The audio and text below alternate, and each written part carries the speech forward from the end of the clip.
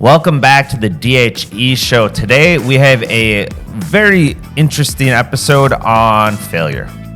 Not failure as a concept, but literally, how have we failed as a company in 2023? We are going to walk through our top 3 biggest mistakes we made in marketing as Switchback Foods. Failure happens, right? Any business is going to go through this, ups and downs. You're going to try things, they're not going to work out. The whole point of sharing this is A, it's going to hold us accountable, but B, it helps us understand where we are lacking as a company and how we don't make those mistakes in the future. Really, why you should care is it's going to help you hopefully avoid the same mistakes that we just made. And that is the whole point of the D.H.E show, to share our learnings, our journey, our whole entire experiences as entrepreneurs with Switchback Foods, with the podcast, with creating this community of dads, husbands, and entrepreneurs. So with that in mind, if you guys could do me one small favor, well, kind of a big favor, please share the show. If you know an entrepreneur, a friend, a family member, somebody that can benefit from what we're doing, please share the show and help spread the message. And if you could, just right now, just drop a comment on what are you enjoying about the show? What are you taking away from it? Where did I completely miss the mark?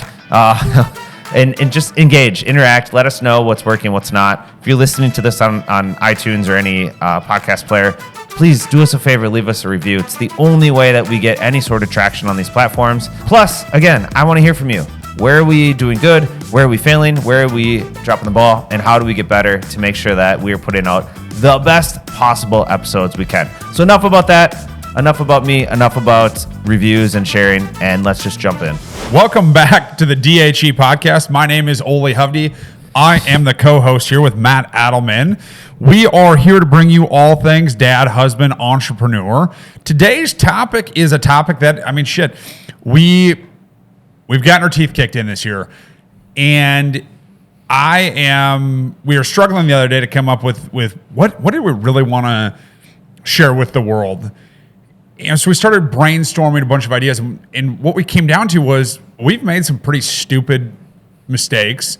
Some mistakes that, I don't know, could have been avoided, but I don't think we would have been able to avoid them because you just don't know what you don't know. So we're going to talk about our 3 biggest marketing mistakes in 2023 that damn near could have imploded us or really hindered us, and they did hinder us.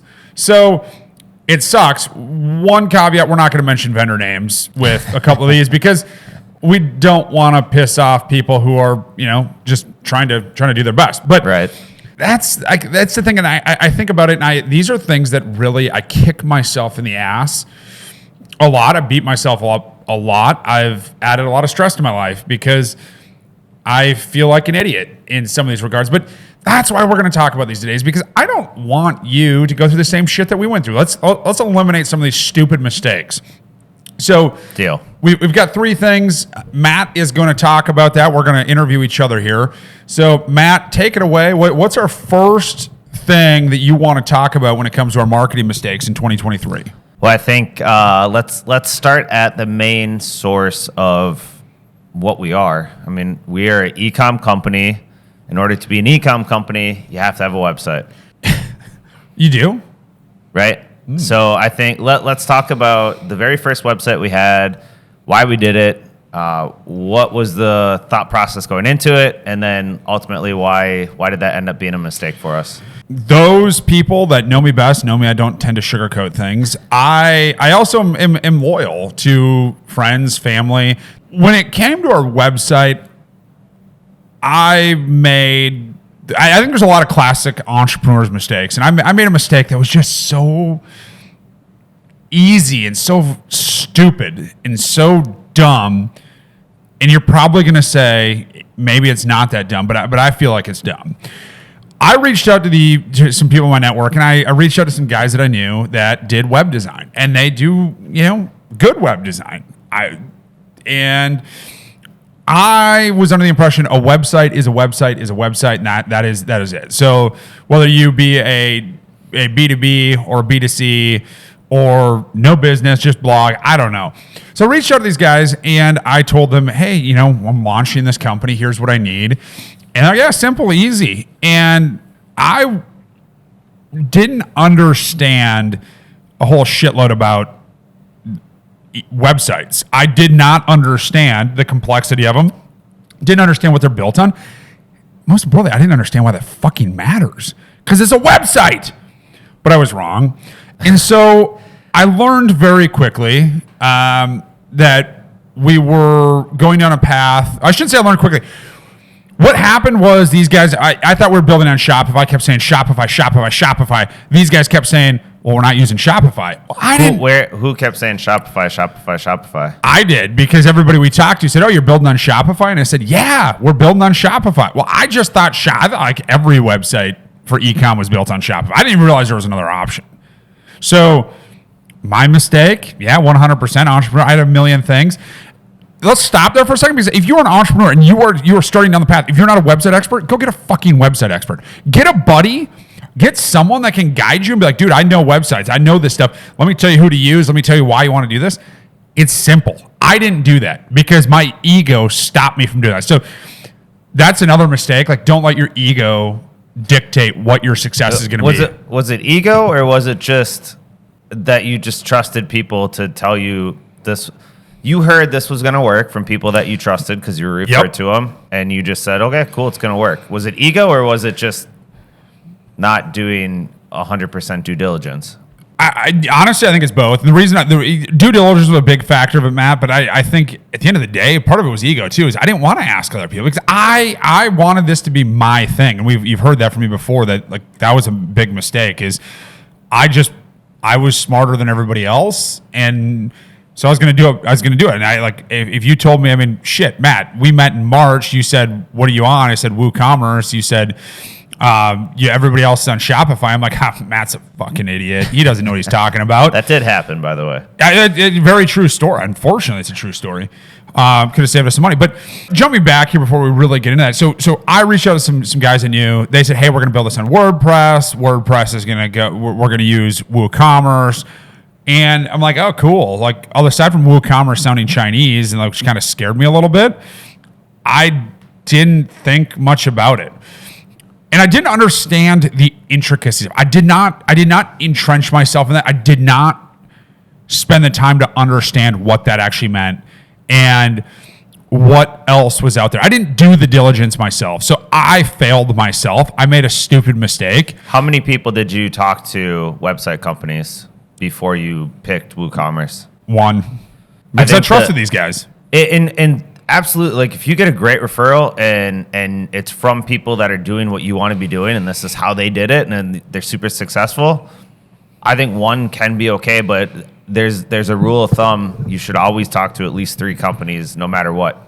Websites, construction projects, home improvement, co-packers. I mean, you name it, you should always talk to at least 3 because A, you're gonna be able to validate what they're saying, is it true or not. B, you're going to be able to see different costs. Like chances are one's going to be super high, one's going to be low, and one's going to be right in the middle. So you get a better lay of the land of, am I getting screwed or not? But you get to, I think validating what the other ones are saying, whether it's true or not, is the biggest piece, and why you need to talk to multiple people in the space. It's the simplest, dumbest thing you can possibly do. I mean, you can hear my voice. I'm sitting here thinking about all the stupid decisions we made in our first year, where we only interviewed one. And I think about it this way, like, and this is something to take away from this. When I think about how stupid this is, why did I only interview one? Because they dated me, man. They married me. I didn't have to date. I went straight from I met you to marriage. I didn't go through the dating process, and I should have gone through the dating process because I would have seen the ugly, the beauty in all of these, and would have been able to make more informed decisions, not just with web design. And again, the guys that did it, like, they're phenomenal in branding and design. I didn't even ask the question, like, do you build prolific e-commerce sites? What's the most prolific e-commerce site you've built? That would have been a pretty big red flag for me right there. So here's the deal. Like, I reached out to one company, they told me, and we ended up on WooCommerce and WordPress. I didn't think anything of it. And Matt, I mean, you met me in March of last year, maybe February of last year, February of this year. Holy shit. Yeah. 10 months ago. And you immediately ask questions about that. So why did you ask those questions? Well, I think the reason I was now full transparency in February when we were talking, I was not an e-commerce guy really either, but I'm in the food industry. I've been in the food industry for 20 years, and I work with a lot of, I do primarily retail. So we help companies sell to Target. Like that's our main thing. And you end up helping companies sell into big retailers who happen to be big e-commerce companies to start, right? It's like a natural transition. You do really good in e-com, you sell a ton of product. Okay, I want to go crack retail. So all of those companies that are big e-com players that we represent work with, they're all on Shopify, every single one. So while I didn't know anything about Shopify or WooCommerce or anything at that point, I just knew when we were talking, I had literally never heard of WooCommerce before, especially for food products, where I was like, as far as I know, Shopify is the thing, because everyone I know that's super successful, like it could have been the same trap that you fell into too, except that these are multi-million-dollar companies selling products similar to ours, and they're doing great on the platform they were on. Yeah, I mean, to that point, I don't know. I mean, if you're a big e-commerce company, number one, you're probably not listening to this, but number two, you're on one of two platforms. You're either on BigCommerce, which is damn good, or you're on Shopify. So Shopify and BigCommerce are amazing, and WooCommerce is kind of like the bastard child from what we've been able to see and what we've been able to discern. So if I understand it right, WooCommerce, well, WordPress in general is it's traditional. It's old, like something like 60-80% of all websites in the entire world are on WordPress. Yep. Because that's what's been around forever and ever and ever and ever. So that's what people default to. But these newer platforms like Shopify, I mean, there's a reason Shopify is, how much is the share of Shopify? I think it's in the thousands of dollars for a share. Wow. To buy their stock. Like they are a very, very multi-billion-dollar valuation company because it works. It's newer. It works. It works with today's technology and today's shoppers. Yeah, I don't know anything about BigCommerce. I don't know a lot about. I mean, I met some guys from BigCommerce at an event, and great people. And then when we moved to, when we ended up moving, but we can get into that. We can walk through that life cycle. So, all right. So you make the decision to go with WooCommerce. Yep. You make the decision to use the agency we're using. I don't push back because, hey, what do I know, right? Like, we're both figuring this thing out. So we go. We make a decision. That's probably the most important part. You make a decision, you go. At what point were you like, oh, dude, we got to switch? Like, this is going to be a major problem if we don't get off this platform. You know what? I think there's a couple of things. One, shortly before we launched, I was sending people to our website.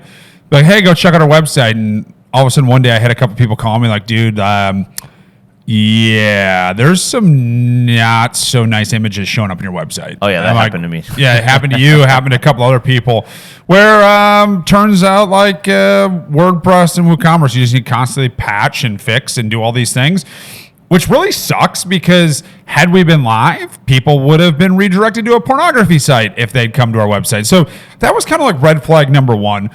Red flag number two was actually like, and by the way, people, like as we were growing, we would be completely fine on WooCommerce right now. We would be okay because we're only doing 100, 125 transactions a month at this point. I was at the Outdoor Retailer show, ran into a friend or a guy, acquaintance that owns a web design firm.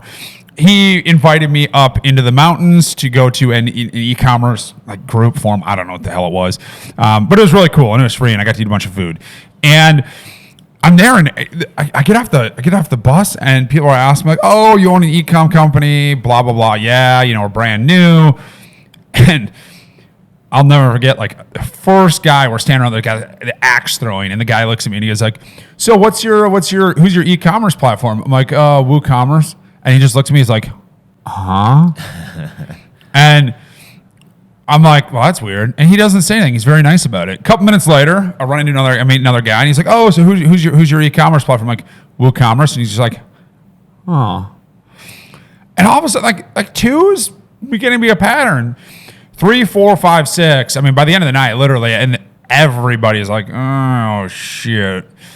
So finally someone walks up and like, well, dude, nobody really has the heart to tell you this, but if you are actually going to be a legitimate e-commerce player, you want to be on Shopify or BigCommerce. And the funny part is there are guys from BigCommerce there, and they even said that, like, you either need to be on Shopify or BigCommerce. It's going to simplify your life.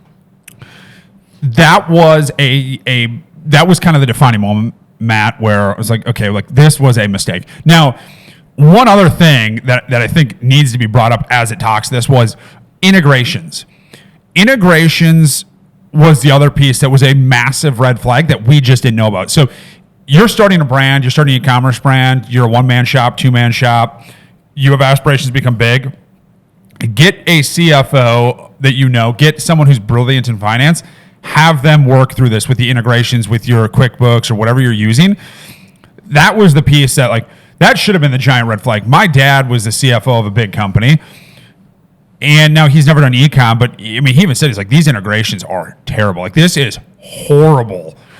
And that was a big selling point for the jump over to Shopify, was when they were talking about the integrations with our vendors, but B, also just with QuickBooks and some of this other stuff. It was so much simpler. Yeah. It was way easier. And so, I mean, that was I don't know, like, I can still see the look at my dad's face when he saw how easy this was and how simple it was. So those were a couple of red flags. The big red flag, though, right? Obviously, when you got pornography showing up on your website. Number 2 is everybody else is telling you, you know, it'd be fine to get to 500. And then number 3 is when your CFO really struggles with it and works more hours on an integration than he does when he's a CFO of a multi-billion-dollar company, you probably have a problem. Yeah, we don't need to go. Well, we will go into another episodes, and I think we already have, on making the switch over and the benefits of Shopify. We're not here to tout all of that as much as we're just recapping. Hey, we made a major issue on the website, so that's our biggest problem, or biggest mistake we made so far.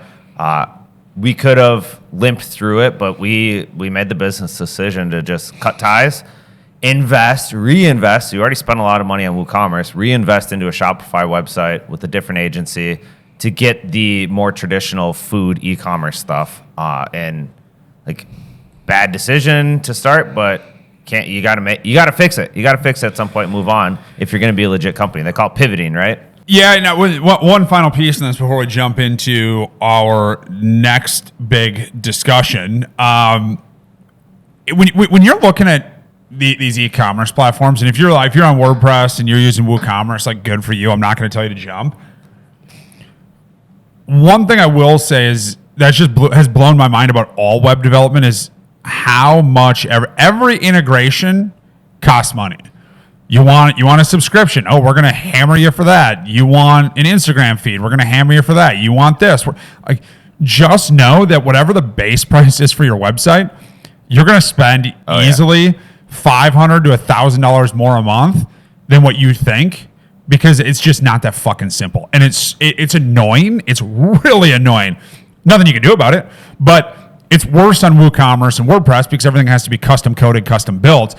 Whereas right now on Shopify, one of the big reasons, like, we can go in there, Matt and I have done this, where we go in and we want to tweak something, we want to change something, we can change it instantly, super easy.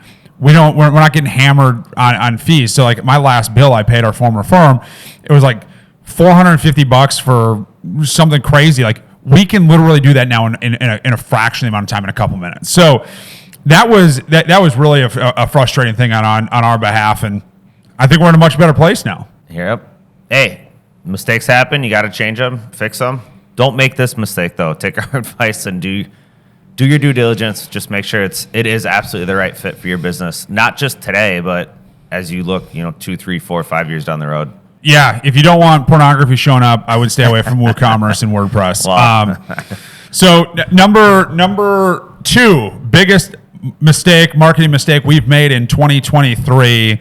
I think there's a theme to it.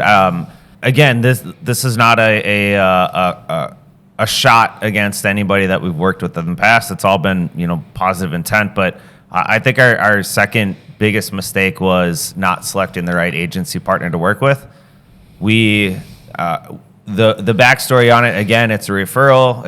It's someone that we both know, and their method for e-commerce and how they go about it, it's successful for the people that they work with. It's not successful for what we wanted to be and how we wanted to come across with our marketing, which is kind of the key point here. I've been in I talked about the retail space, right? I've been in food for a long time, and for the years of my career, I was a brand marketing manager at Land O'Lakes, which is, again, a multi-billion-dollar company. And even there, we still struggled with agency partners. We struggled with having the right people that really understood the brand and could bring it to life. Why would it be any different as a brand new startup that it's hard to find the right agency partner when you only talk to one, right? So we picked the one we went with. They had their strategy and their way of going. We spent a lot of money, a lot of cash very quickly to try to scale up digital with these guys. Now, Matt, one thing to interject here again, this was a referral. This was, I didn't know what I didn't know. I made this decision long before Matt came on board. I hired these guys. I told them, I'll just throw something. Don't ever fucking tell a marketing firm what your budget is, because their eyes light up and they get really excited. They're like, we can blow through that in 2 minutes, which they pretty much did. 2 months, but yes. Yeah, I mean, like it is crazy, because I was referred in. Again, this and Matt's going to dive into this. We're going to talk about some questions, but to give you some background, I was referred in, met with them in December of 22.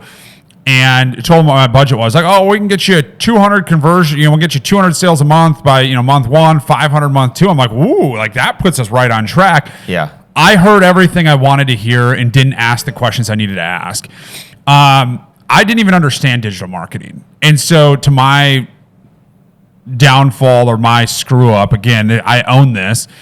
I just didn't know. And I didn't have anybody with me that knew what questions to ask. I just assumed digital marketing, it's all the same. We submit however much money we spend, we're going to get that in return. And that really isn't the case. So, Matt, I mean, now that I've kind of given our listeners a background on how we ended up with them, when you first started helping me, you were extremely skeptical of these guys. Almost instantly. Why? I became skeptical when I saw how they were allocating budgets, because it just, again, you talk to enough people in the industry on what is working and what are they doing and how are they doing it, that when a company comes that's completely contradictory to what you know works in other spots, it's just a red flag. It's like, well, wait a minute. They were very heavy in a marketing channel that was very popular in 2013. And they were very light in the marketing channels that are very popular today.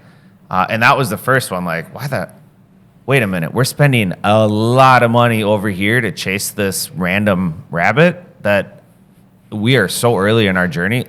That's probably not going to work. So that was number one. I think number two was, this is kind of a technical thing, but we are the company, right? We're Switchback Foods.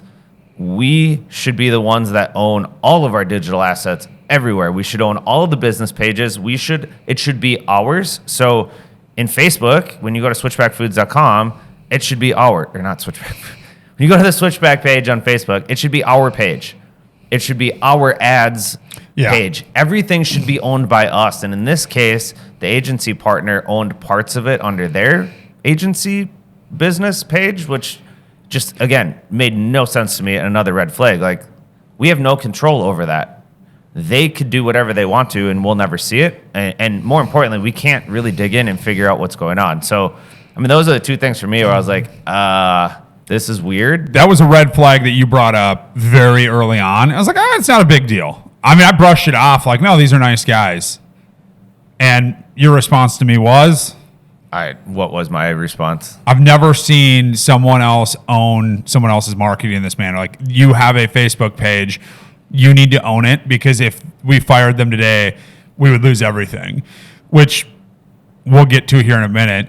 So, what we talked a little bit about the red flags that you noticed there, Matt, but some of those red flags were, I brushed over, even I think you glossed over, because we gave them a second and a third chance.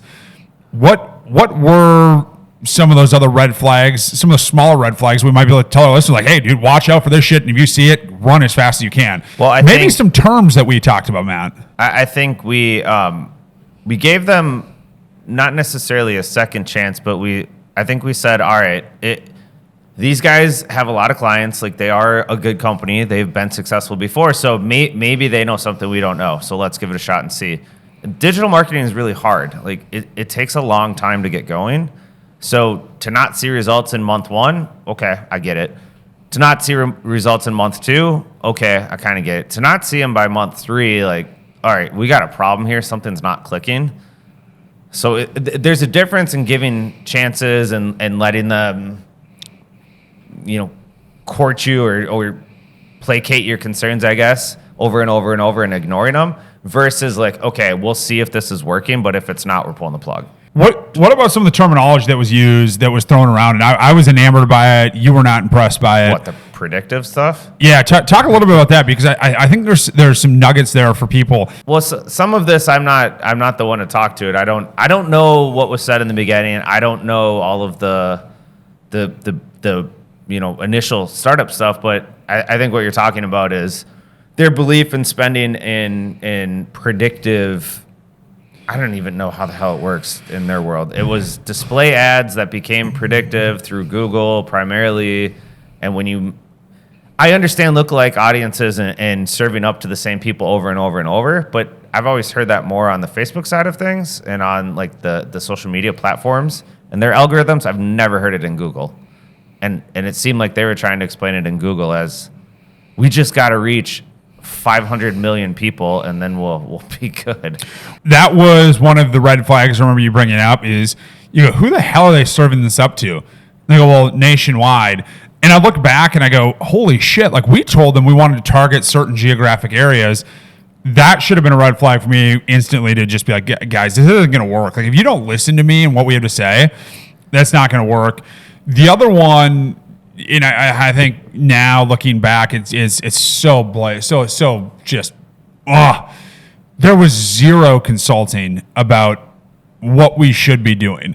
If we're going to pay you thousands and thousands and thousands of dollars a month, I want to know what we should be doing. You should be telling us what the creative trends are. User-generated content is something I never once heard from that firm. I think I'll defend them a little bit there. I think they were trying to consult. They just were consulting in what they knew and what they understood. I do think, too, that we got to remember, and I feel like I'm justifying here, but we were still on the old website. The old website, we were also transitioning to the new website. Like there was a whole mess of stuff going on. But they consulted in what they understood, but it wasn't what the brand needed. Yeah. It wasn't where we wanted to go. We want to be a brand that is in people's faces and talks about all the cool, fun stuff we're doing, and we want to be involved in users and user-generated content, and we want to be making videos and like sharing all the goodness. We don't want to just be serving up static images. No. And so it's a disconnect, right? Like, I'm not saying it doesn't work. It's just not what we want it to be. 100%. I also think, to some extent, I was early on. It was just me. I was not an expert in this. Let's face it. I didn't know what the fuck I was doing. I'll just say it. So part of it was I had no idea. I was busy, and I made a mistake of like, if I didn't understand something, I just kind of like, okay, cool, and just went the other way, which is the dumbest thing you can do as an entrepreneur. But one of the things that really caught me off guard is when we got down to it and we gave him the third chance and it was not working. I mean, it was evident. I think we're at over 15,000 in marketing spend and we got 3 transactions out of it. So pretty good conversion rate there. And when we went to end the relationship, I was perplexed because one of the things that they said is they blamed me for the lack of ads out there. And I'm like, oh, I get it. Like there were times I wasn't responsive. They blamed more the responsiveness and not getting the stuff back to them. Yes, exactly. But that's still like, you're the marketing firm, figure your shit out. Well, also, like if you're listening to this and you're a one-man shop trying to start, business is really fucking hard.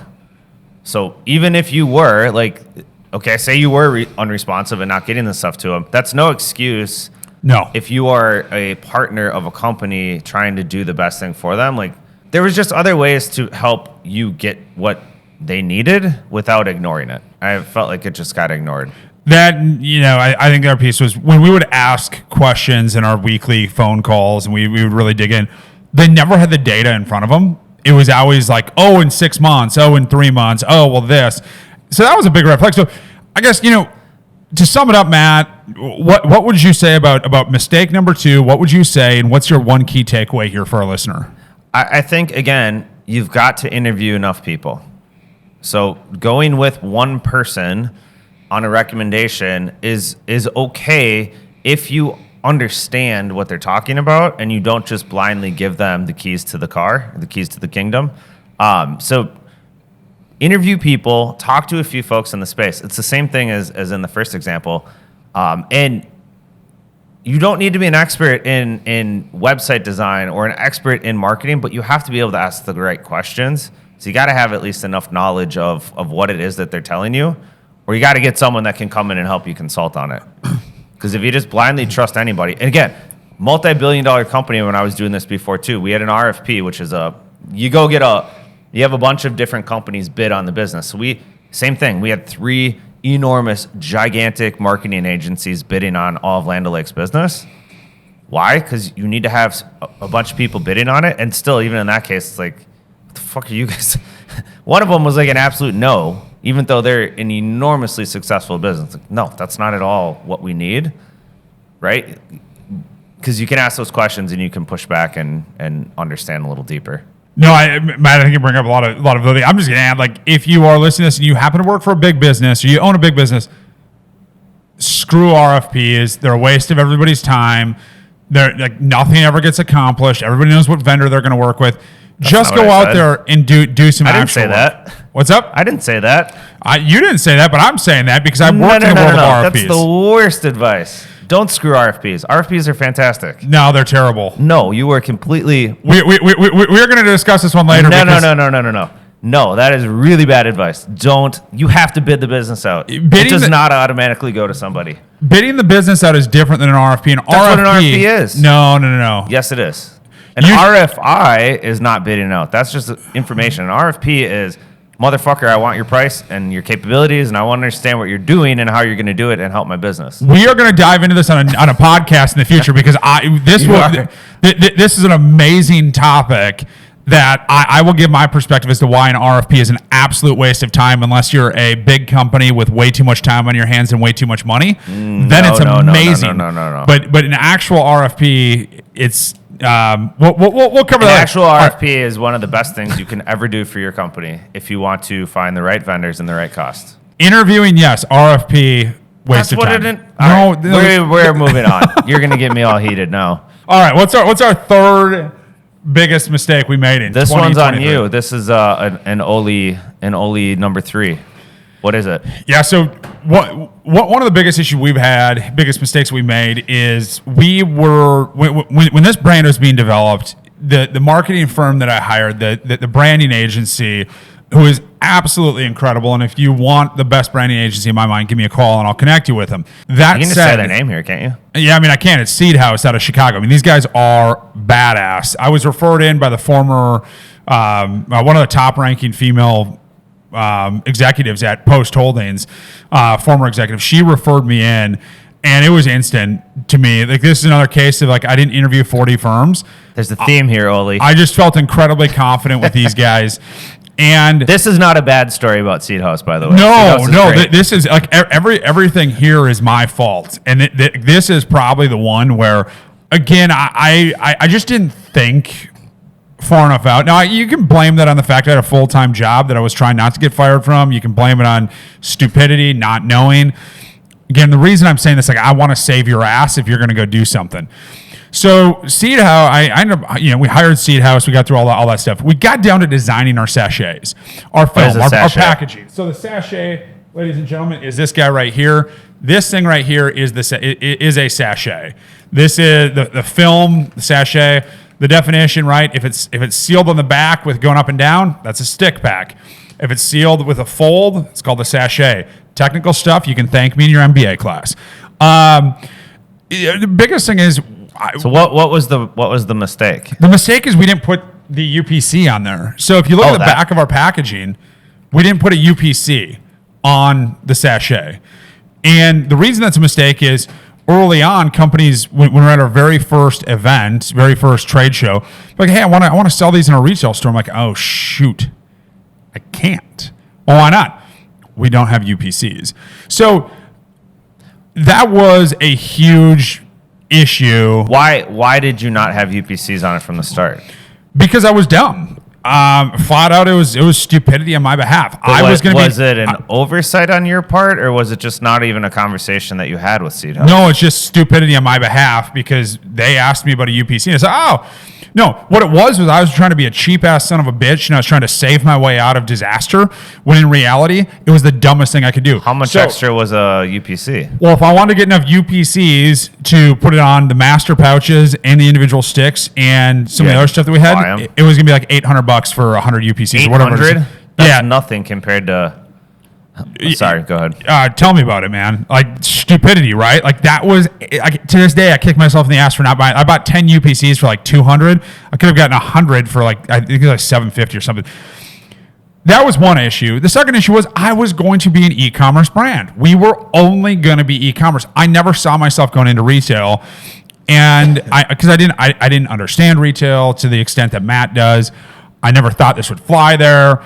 No pun intended. But here's the deal. Had we thrown on the back of this package, had we thrown a UPC on there, we would have we would have the opportunity to be in probably a couple different retailers at this point.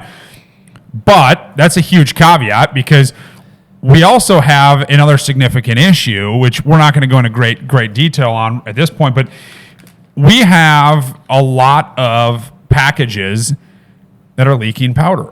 And so we can discuss this in the future at some point. Right now, I don't think I'm necessarily privy to discuss this with the world, but that was the other issue is we have poor QA on our sachets. So a lot of our sachets have been pulled from the market, been dumped in the trash because they're leaking, or they just have a... How is that a packaging issue? How does that relate back to the UPC problem? It doesn't relate to the UPC. I'm just saying that because because as a packaging issue, from the packaging standpoint, we do have a slight packaging issue. But so can I interject a little bit on this one? Yeah, absolutely. I think the UPC thing, absolutely 100%. Hindsight, right? Yes, we should have had it, but it brings up a really interesting thing for you to consider and think about. You said it, Oli. We were an e-commerce brand. We were going to be e-com. That's all we were going to be. So why do we need a UPC? There's nothing wrong with being an e-com brand only and focusing on e-com and doing everything to serve that channel. That's totally fine. The problem is when you say, I want to go after other channels, and then you have to retrofit. But what I did want to say, though, that one I don't consider that a big major issue. What have we learned about the packaging and Amazon? So I was just going to bring that up because this is the next and probably bigger issue. So I was at the Outdoor Retailer show and I had these sachets with me.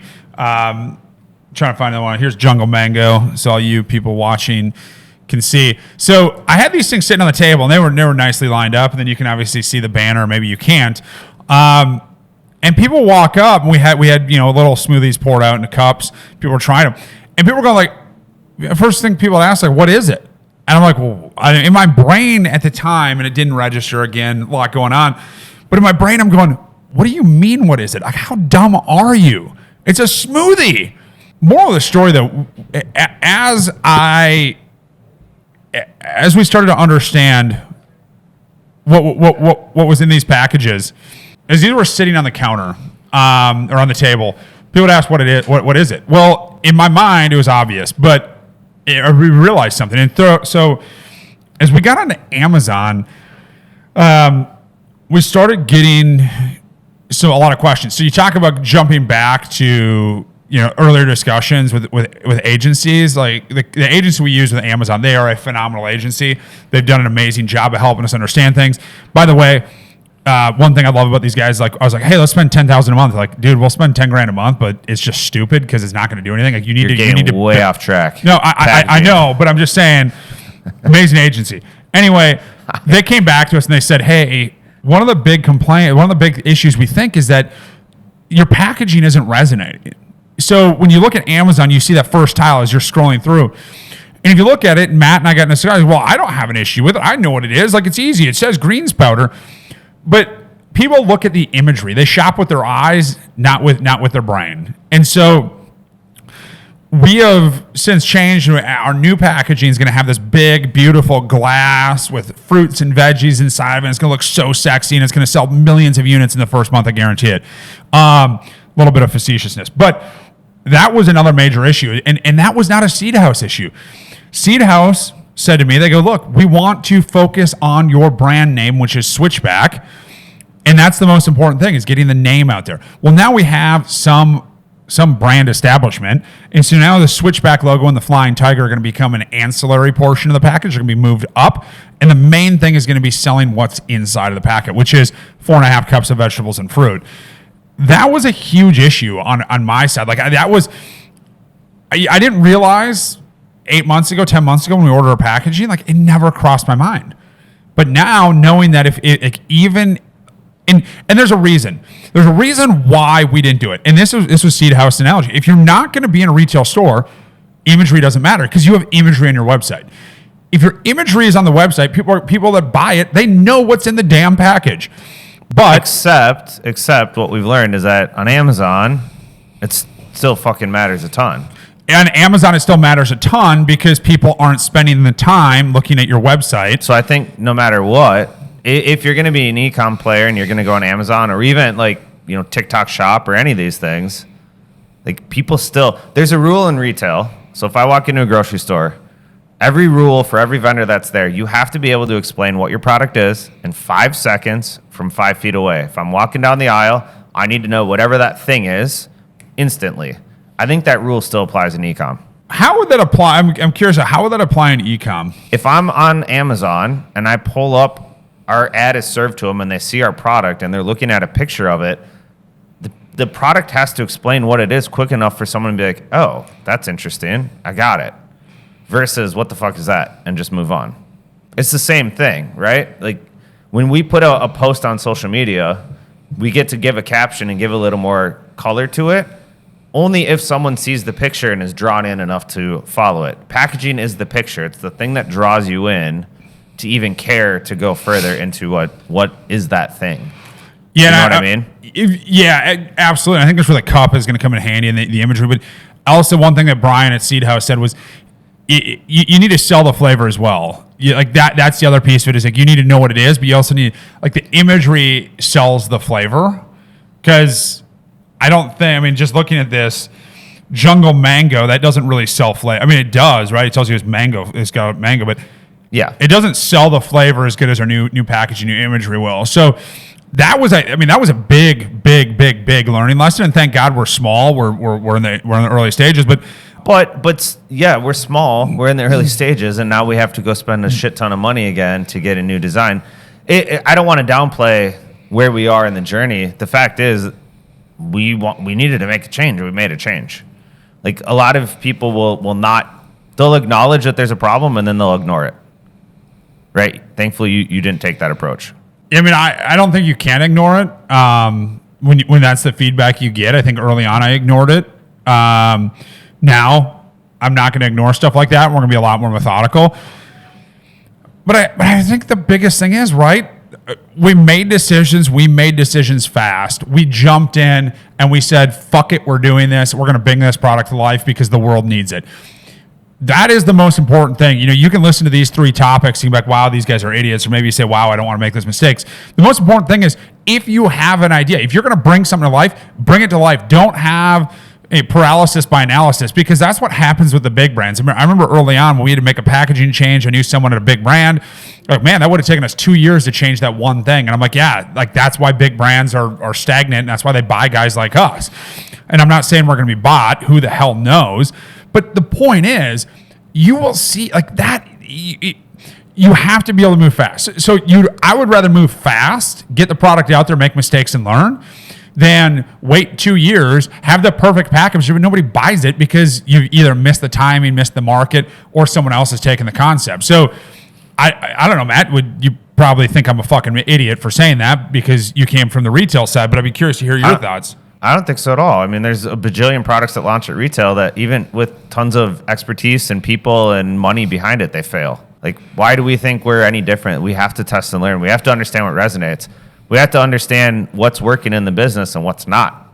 And the Bingo. most important thing is optimize, get better at it. Now, there's a budget and there's a balance, right? You cannot just go burn cash on fire, so you don't want to do this too often, but don't be I love the analysis by paralysis thing that you said. You cannot sit back and not take action because you're too worried.